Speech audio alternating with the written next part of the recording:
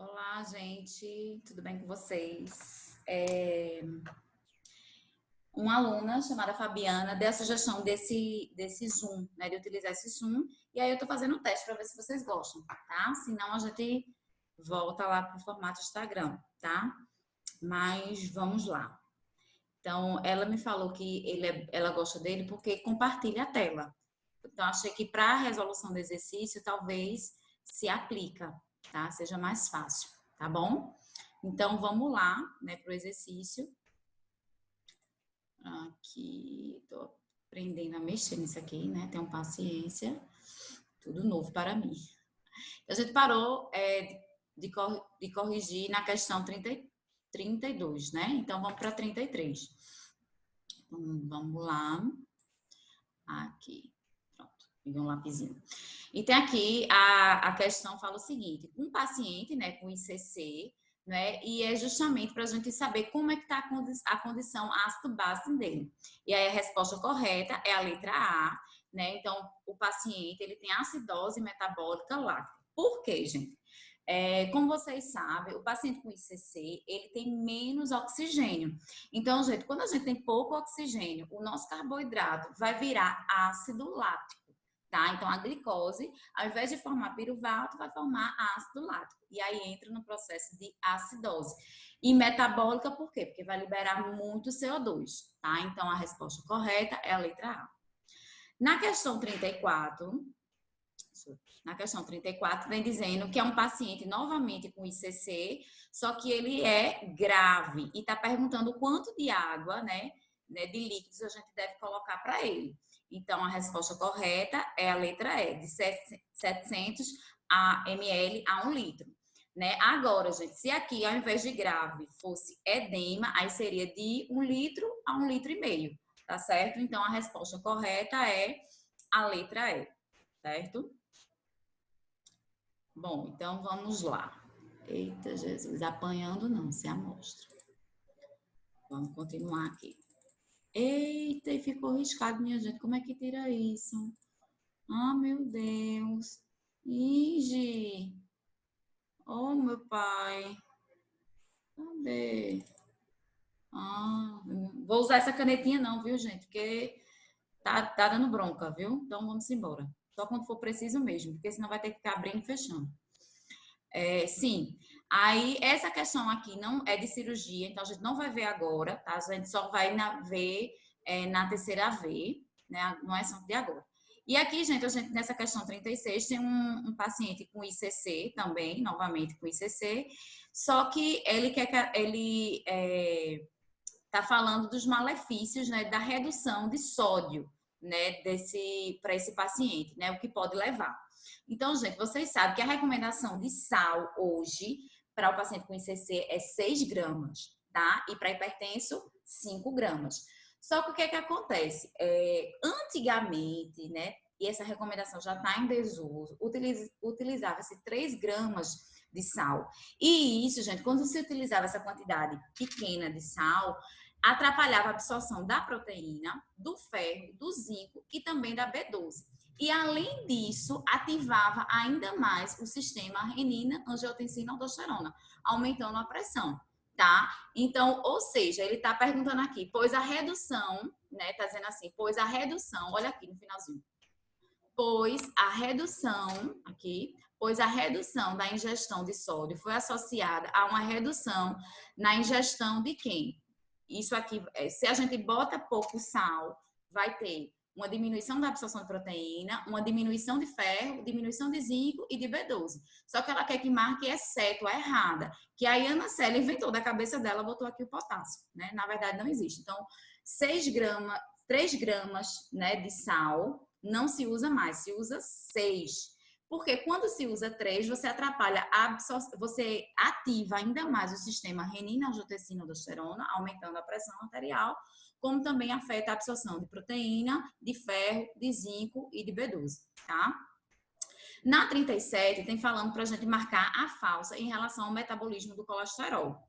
né? Aí está dizendo que, na letra A, o efluxo de colesterol não esterificado dos tecidos periféricos é realizado diretamente pela partícula de HDL e em menor proporção pelo VLDL. Então, gente, todas as partículas de lipoproteínas, HDL, VLDL, quilomicro, LDL, todos eles transportam colesterol, só que uns em maior, alguns lipoproteínas em maior quantidade e outra menor quantidade. Porque a composição da lipoproteína é basicamente 4, né? É proteína, lipídio, fosfolipídio, né? E colesterol. Porém, gente, a gente sabe que o VLDL, ele transporta principalmente o quê? Triglicerídeo, mas ele tem uma pequena quantidade na sua composição de colesterol. Então, verdadeiro. E o HDL, ele realmente tem uma maior capacidade de captar o colesterol. Então, assertivo, verdadeiro. Letra B. HDL nascente é originada no fígado e no intestino. Sim. Então, são os dois locais que a gente produz HDL, fígado e intestino.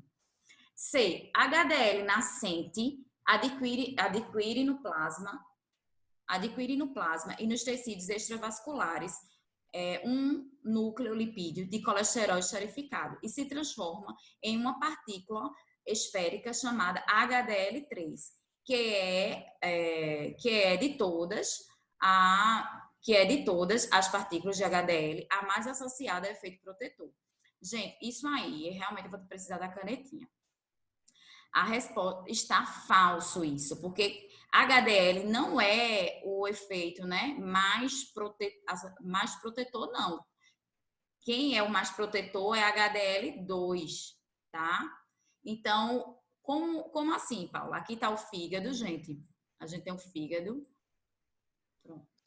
Quem ri, eu jogo 7 anos de azar, tá? Então, aqui eu tenho o fígado. E aqui o fígado, gente, ele produz HDL, certo? Que a gente chama de HDL, que ele acabou de ser formado, a gente chama de HDL o quê? Nascente. Certo? Aí, esse HDL nascente, ele vai para a corrente sanguínea. Aí, chega lá no vaso, tá aqui cheio de gordura, né? Placas de ateroma. Então, o que esse HDL vai fazer? Nascente. Chega aqui, ele vai pegar esta gordura, né? Por isso que ele é conhecido como colesterol bom.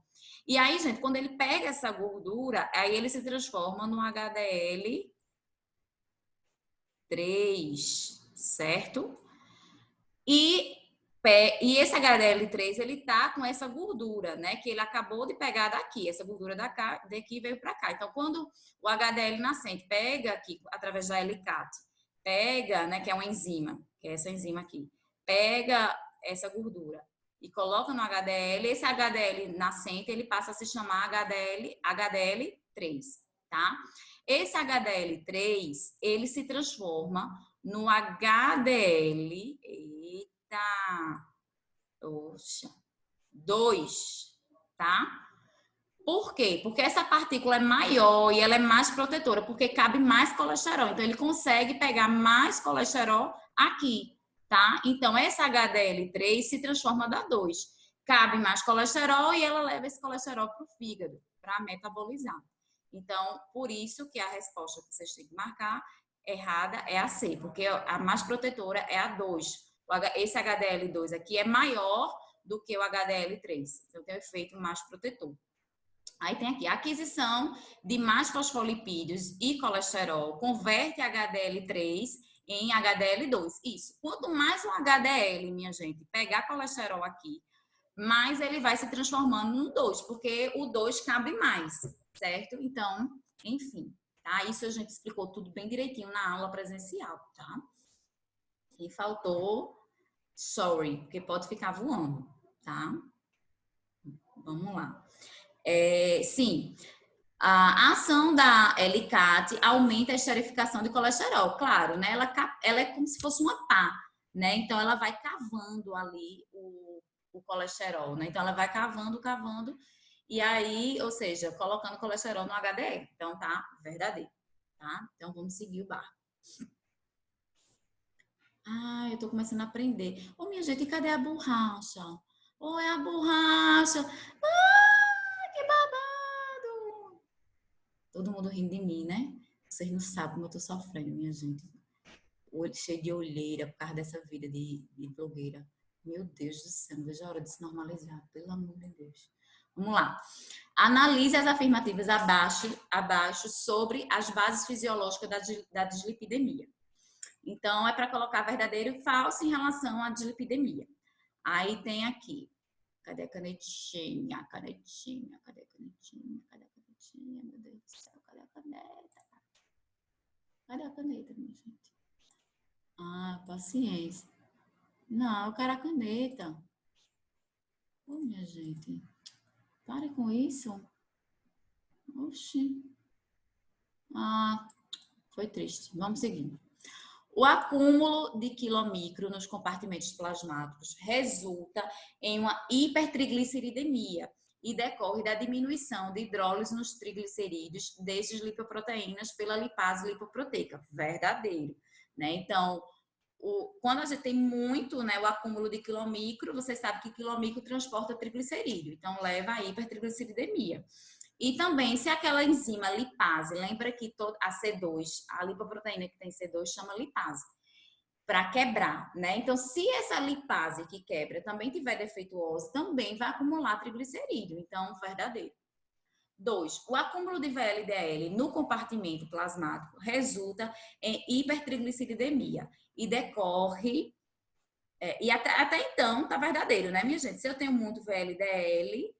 O VLDL transporta o quê? Triglicerídeo. Então, me leva a uma hipertrigliceridemia. E decorre da diminuição da hidrólise de triglicerídeo. A mesma coisa, gente. Está repetindo. O 1 e o 2 é a mesma coisa. A diferença é que uma está falando do VLDL e a outra está falando do quilomicro. Então, o VLDL realmente ele pode estar aumentado devido ao VLDL também não tem C2, então ele pode, de fato, estar, digamos assim, prejudicado por essa enzima lipase, né? Se ela C2 atrai a lipase, mas a lipase não quebrar, eu acumulo triglicerídeo também. E também o aumento da síntese de VLDL também está verdadeiro, tá? 3, gente, se não tiver entendendo, eu vou estar ao vivo, no horário da sua disciplina, para tirar dúvida, tá certo? Vou seguindo. 3, o acúmulo de quilomicro e VLDL ocorre nos variantes genéticas, nas enzimas ou apolipoproteínas relacionadas com o metabolismo dessas lipoproteínas e pode causar aumento na síntese ou redução das hidrólises dessas. Gente, ele está dizendo que esse quilomicro e VLDL, ele pode estar aumentado, né? Pode levar a uma doença por questões genéticas. Sim, a gente viu que a dislipidemia tanto pode ser pela alimentação, como também por questões genéticas. Verdadeiro. O acúmulo de lipoproteínas ricas em colesterol, né, no compartimento plasmático pode ocorrer por doenças monogênicas. Doenças monogênicas é doenças genéticas. Estão dizendo, o LDL, por exemplo, ele pode estar aumentado por questões genéticas? Sim. Em particular, o defeito do gene LDLR, né? Ou do gene ApoB100. Então, B100, gente, corresponde ao LDL e o VLDL. Então, de fato, se por questões genéticas, esse ApoB100 pode estar aumentado, sim. Então, verdadeiro. Então, resposta correta. Cadê o babado? Eu tenho que achar isso aí, né? Achei.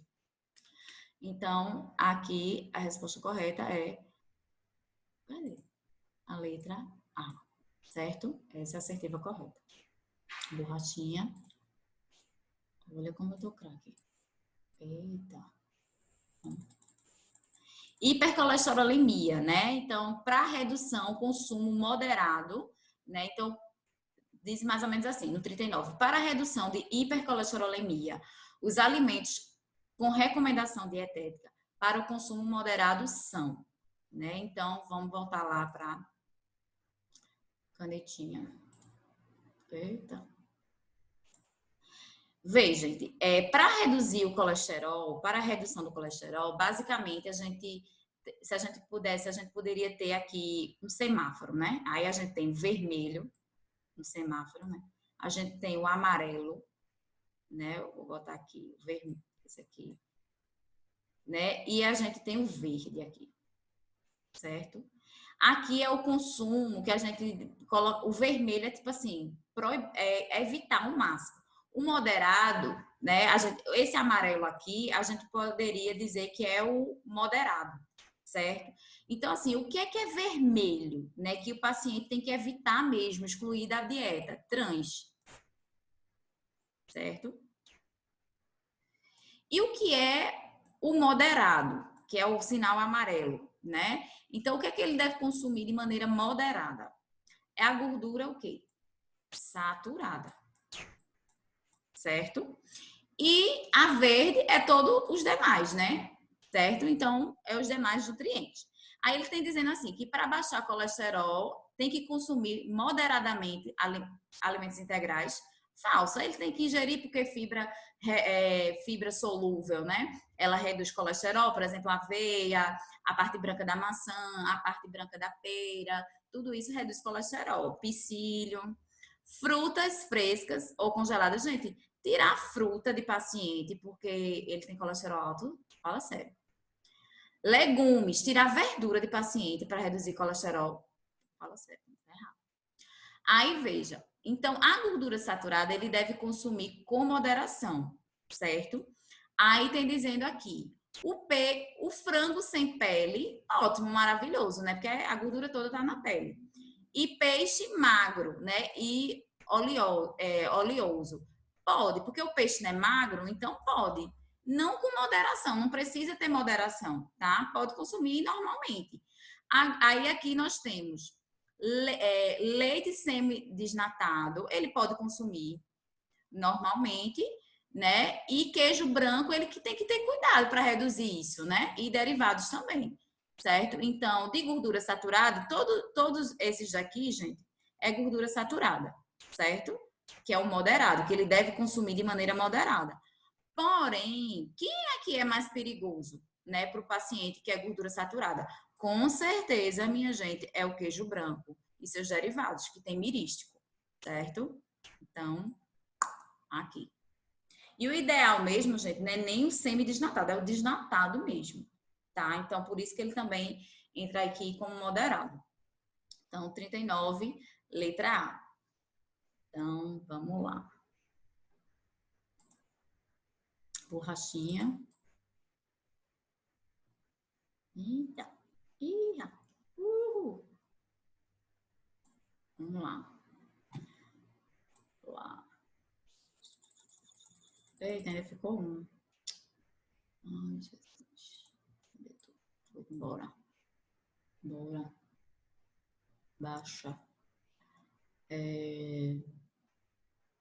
Vamos lá. Canetinha. Cadê você? Não, minha gente. Eita, Jesus. Não é tu, não. Ai, Jesus. Oh, cadê, minha gente? Pelo amor de Deus. É muito ruim usar essa canetinha. Toda vez da missa. Ai, minha gente. Vamos lá. Seguir.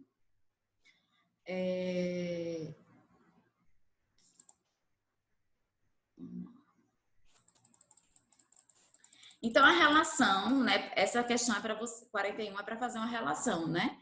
Das gorduras, né? Com seus exemplos práticos, né? E sua função. Então, tá dizendo aqui, gente, que favorece a diminuição, favorece a diminuição dos níveis séricos, né? De triglicerídeo, né? Do colesterol total e do colesterol. Ou seja, e está presente no abacate, amendoim e azeitona. Gente, onde é que eu encontro isso? Com certeza, onde é que eu tenho abacate, amendoim e azeite? Com certeza é o ômega 9, então 5 aqui, tá? Favorece ao consumo, ao aumento, né, do colesterol total e LDL colesterol. Fontes, alimentos de origem animal. Isso aqui, gente, é o colesterol, porque você encontra, né, exclusivamente o colesterol nos alimentos de origem animal, certo? O terceiro aqui, promove o aumento do colesterol plasmático e todas as suas frações.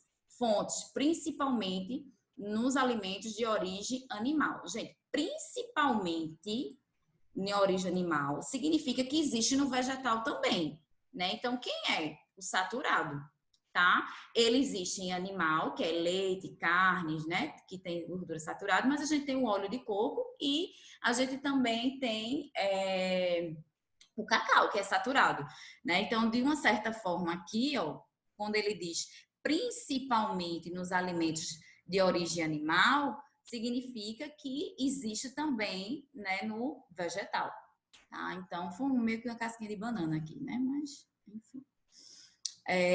Deixa na seca.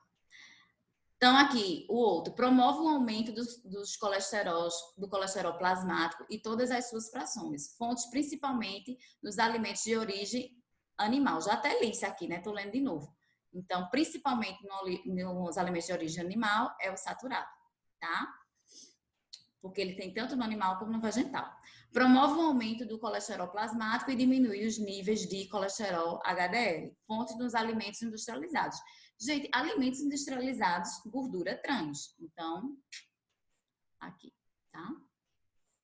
Gente, esse exercício é para fazer sozinho. Você não vai fazer. Você primeiro faz a questão, depois vê a resposta, para ver se você está entendendo. Não vai querer aprender tudo agora, não, sem fazer, treinar sozinho. Treina sozinho e depois faz, tá? Porque isso aqui tem que estudar, tá? Principalmente para quem falta aula, fica voando, tá? E essa aula eu dei presencial.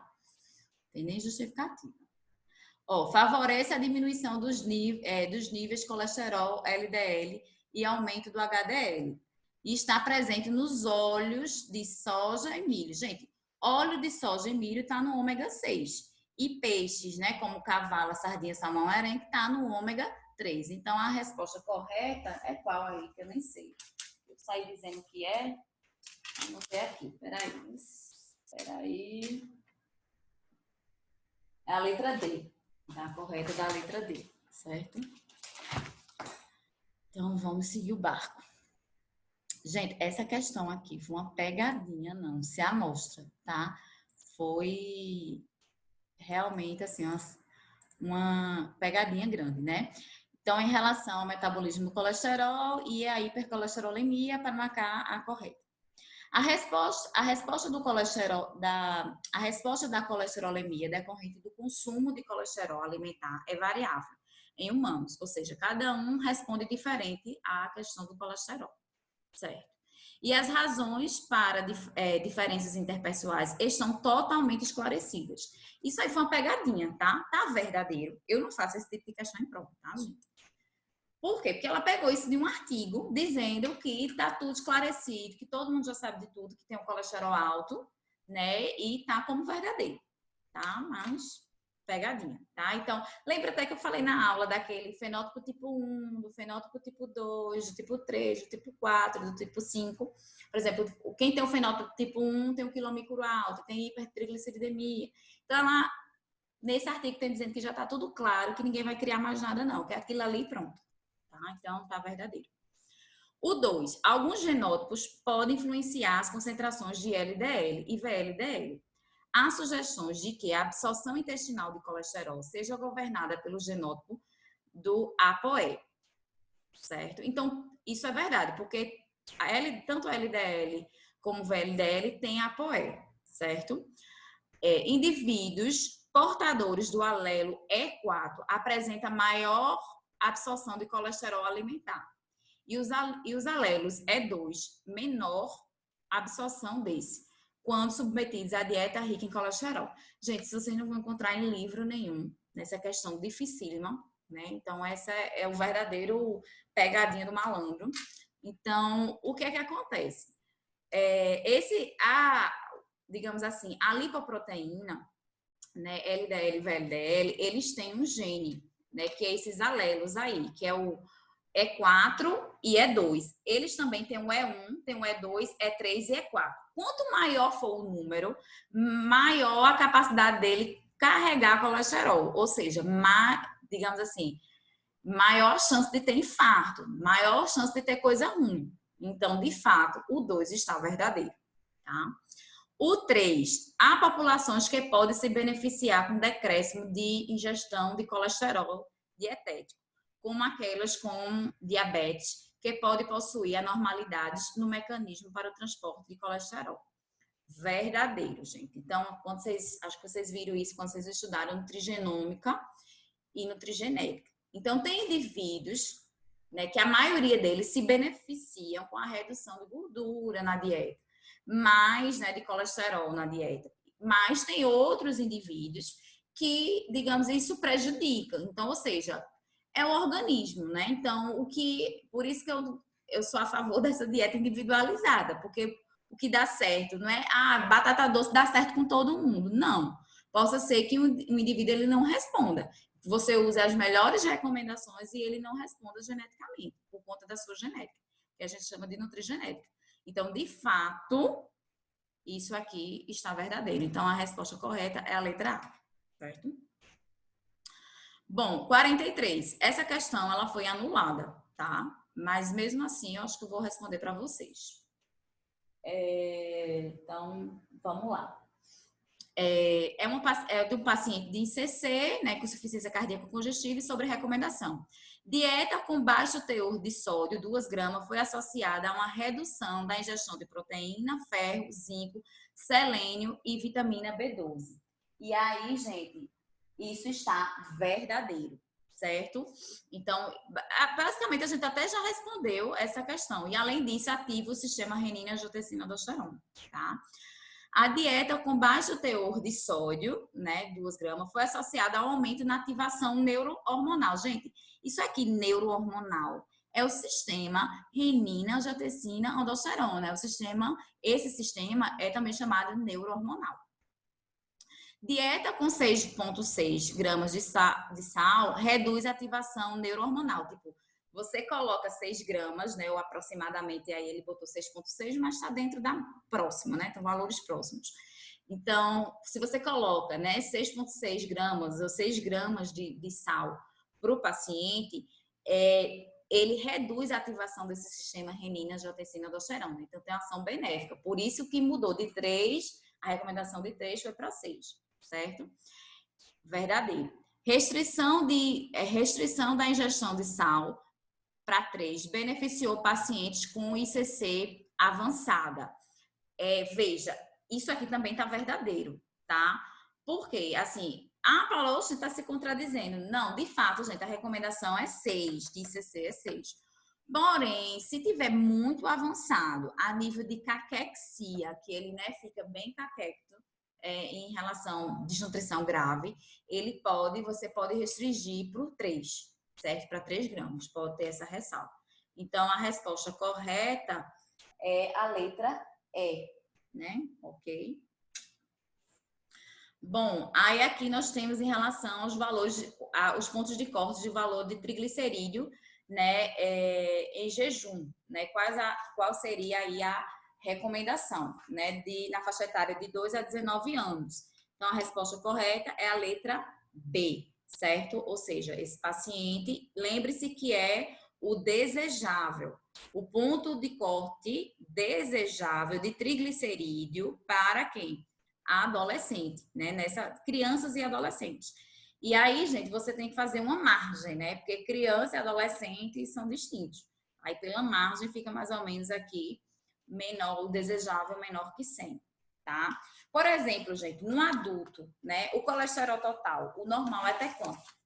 A gente já viu em aula. 200, não é? Agora, se for criança, esses valores caem para 150, certo? Por exemplo, triglicerídeo, a gente viu que a partir de 150, que é bronca, né, para o adulto. Para criança e adolescente, não, é 100. Né? A resposta correta aí, certo? Letra B. LDL, a gente viu que acima, né, de 160, acima de 130, não é legal. Para criança, tem que estar abaixo de 100 o LDL. E o HDL tem que estar acima de 45, tá? Isso para crianças. Então, é diferente do que do adulto, tá? Letra B. Bom, para marcar incorreta, né? Qual a recomendação abaixo para prevenção e tratamento de dislipidemia? A incorreta, gente, é que calorias sempre ajustada para perda de peso. Não, a gente viu que dislipidemia, gente, o paciente pode ter dislipidemia e ser magrinho, ser eutrófico também, né? Então, ele está dizendo aqui, né? Qual das recomendações abaixo para prevenção e tratamento de dislipidemia, né, está incorreto? Aí está dizendo que as calorias sempre ajustadas para perda de peso. Não, sempre não. Só se ele for obeso, tá? Então, como ele quer que marque a incorreta, seria essa letra B mesmo, certo? Recomendação de sal, né, de ICC, né? Quanto é que a gente tem que dar para paciente com ICC? Recomendação de sal, 6 gramas, tá? Letra D. Eita, Jesus. Em relação ao colesterol, né? Ele está perguntando aí em relação ao colesterol. Quem diminui o colesterol desses alimentos? Gente, com certeza é o alho. Por que o alho? O alho tem a alicina, né? Então, o alho é composto, né? Tem um composto bioativo chamado alicina, e a função da alicina, basicamente, são duas, certo? De acordo lá com a tabela da Anvisa funcional. Então, ela tem uma ação de reduzir pressão arterial, né? E reduzir também colesterol. Então, alho é vida, é prosperidade, saúde e poder. Não deixe faltar alho em casa. Bom, síndrome do intestino curto, a gente vai ver isso em outro momento, vai ser assunto da terceira V. Bom, qual a vitamina do complexo B utilizada como agente farmacológico por ter ação anti-hiperlipidêmica? Gente, é a niacina, tá? A resposta correta. Por quê? Porque a niacina, gente, ela inibe a lipólise. Então, essas gordurinhas aqui que a gente tem, né? Então, por exemplo, quando eu coloco niacina, a gente inibe a queima dessa gordura aqui.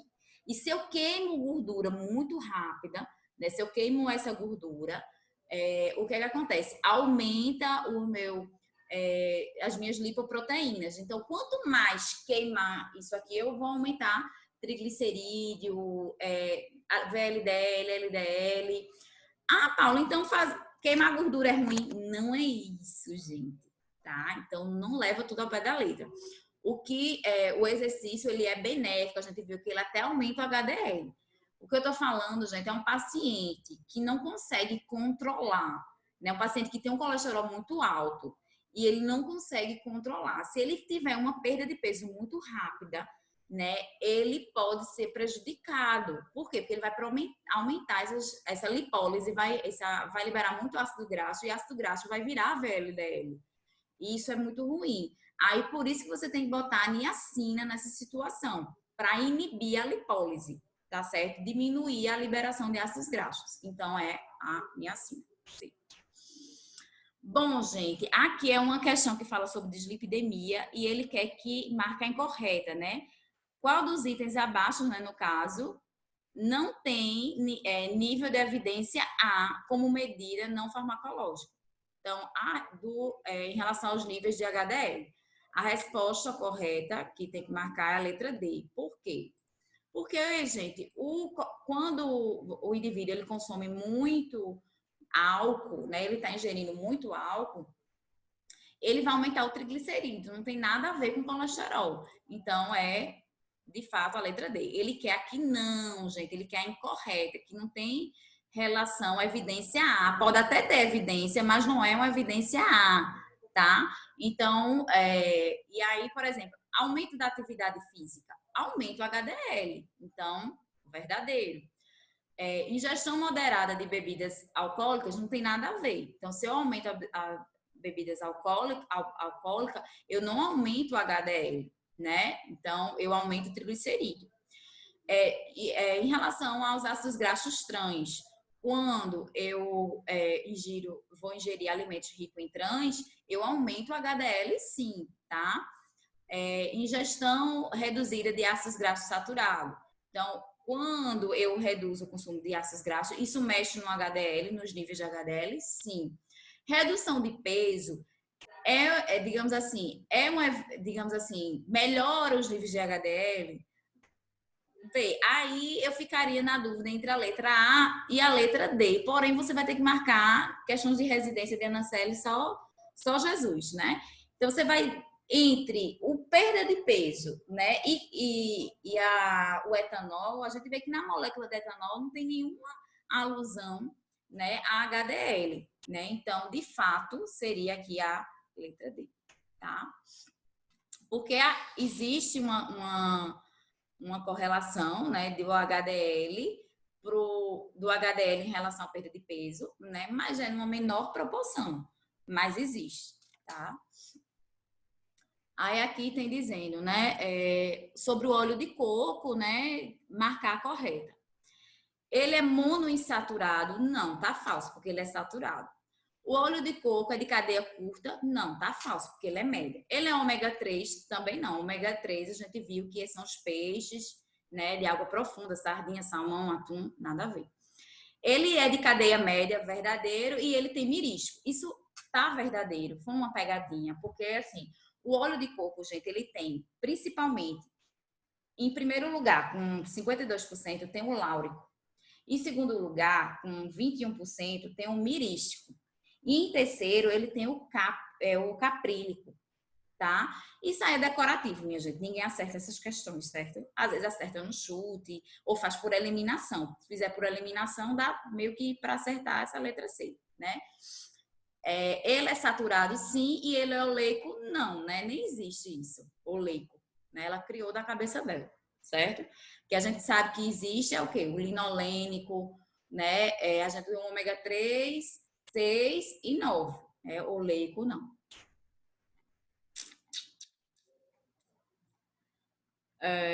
Bom, gente, essa 52, ela foi, como eu posso dizer a vocês, ela foi anulada, essa questão, tá? Porque ela pegou de um artigo, então não vai ter assertiva para marcar. Mas vamos discutir a terapia nutricional, isso com paciente com caquexia, né?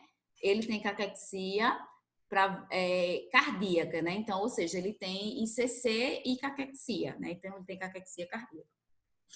A terapia nutricional deve buscar a recuperação das reservas de energia com tecido gorduroso e o que é mais difícil de ser obtido, a recuperação de massa magra e da massa óssea. Sim, verdadeiro. Então, a gente tem que recuperar o estado nutricional dele como um todo, né? De gordura, de massa magra, quando a gente estiver fazendo a dieta, verdadeiro. Recomenda-se que uma oferta não ultrapasse 28 quilocalorias, pois o excesso de energia está associado ao aumento do estresse fisiológico, com relação nas concentrações plasmáticas de catecolaminas e insulina e disfunção hepática. Isso está verdadeiro. No gabarito da prova da residência saiu como falso, mas porque ela tinha achado isso num artigo dizendo que se o paciente tem ICC e caquexia, mesmo assim tem que ser dieta normocalórica, 28, mas não é.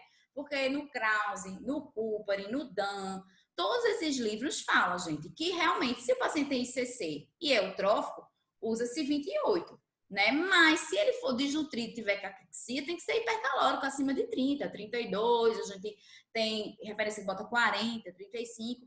Então, isso aqui está falso. Então, por isso que foi anulado.